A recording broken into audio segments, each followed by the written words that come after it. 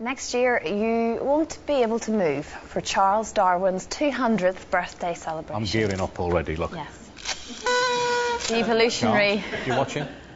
The evolutionary thinker's groundbreaking work on the origin of species changed the whole way we viewed our world. And how we've evolved. Yes. Some have progressed more than others. It's emerged that the great man was just as exercised about the female of the species as well as the origin of the species. Specifically, the question was, should he settle down and marry one? We sent Joe Caulfield to the Darwin exhibition at the Natural History Museum to see what this great thinker thought were the pros and cons of marriage. I'm here in a recreation of the study where Charles Darwin wrote on the origin of species. But one of his other theories does bear some looking at. His personal notebook, dated 1838, had Darwin weighing up scientifically whether or not he should get married. Among the pros of marriage, Darwin lists someone to take care of the house, the benefits to his health, and an object to be loved and played with, better than a dog, anyhow. On the negative side, Darwin cites lack of conversation with clever men, having less money to pay for books, and the possibility that it would lead to fatness and idleness. 170 years on, I think it's time for an update from a woman's perspective. One of the bad things is the smell in the bathroom in the morning. That you have to be friendly in the morning because you can't be rude all the time. Men tend to try and take over. And you lose your independence. He does a lot more cooking, right? And he uses every single pot and pan that we've got to make a meal. But come on, girls, it's not all bad. Here are my top 5 pros and cons of modern marriage. Sharing. You can order something really healthy off the menu and then still eat what you really want to eat. Here's burger and chips. I'll have the tofu salad, please. Relentless companionship. Oh, it starts off as a good thing. You go, great, someone to talk to all the time.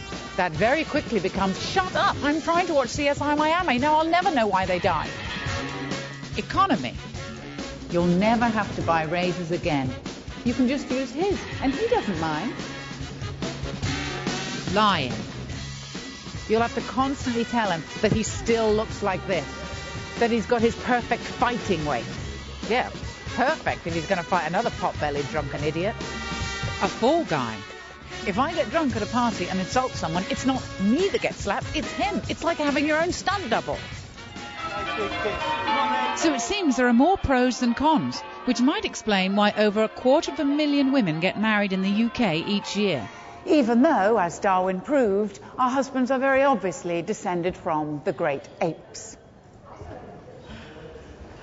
Absolutely agree with that. Harumph. There's some research done, we've seen, Jules, that's how men and women react differently to music. Women apparently, for example, recite lyrics while men tend to hum or whistle the tune. Have you spotted any difference? Well, yeah, I really don't think in general. I have heard, I mean, I know there's sort of men I know who will just recite the lyrics, you know, and I think you can't generalise. And there's fantastic men singers, there's fantastic women singers.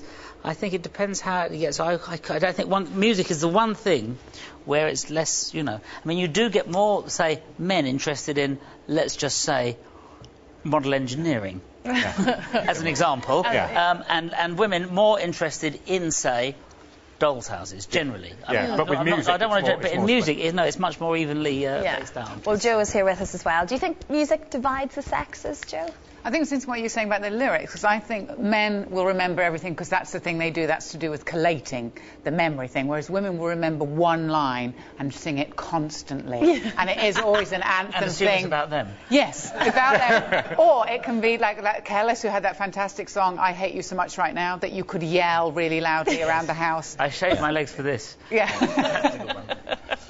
So you've got the artists that women love but men hate, right? Yeah. Apparently James Blunt, Alanis Morissette, Take That, Dolly Parton, Dido, Simply Red. Do you like those? I want to meet whoever came up with that list. Right. And make them listen to my iPod. Because we've got all the rubbish. James Blunt. You can't say that. He was on the show during the week. They're very catchy, those songs. They're very catchy. They are. That's a good way of saying rubbish. Joe,